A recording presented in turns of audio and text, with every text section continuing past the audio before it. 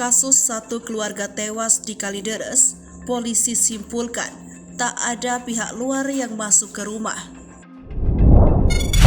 Direktur Reserse Kriminal Umum Polda Metro Jaya Kombes Pol Hengki Haryadi mengatakan, berdasarkan hasil olah tempat kejadian perkara dan dibantu oleh laboratorium forensik, disimpulkan bahwa tidak ada pihak luar yang masuk ke dalam rumah dari tewasnya satu keluarga di Kalideres, Jakarta Barat.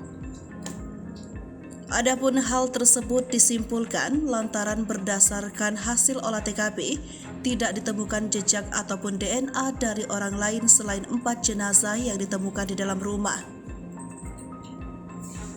Selain itu, berdasarkan hasil pemeriksaan tim Polda Metro Jaya yang dibantu Puslap 4 juga disimpulkan bahwa keadaan rumah terkunci dari dalam. Bahkan ruangan bagian depan rumah yang berisi jenazah Reni Margareta dan anaknya Dian juga terkunci dari dalam.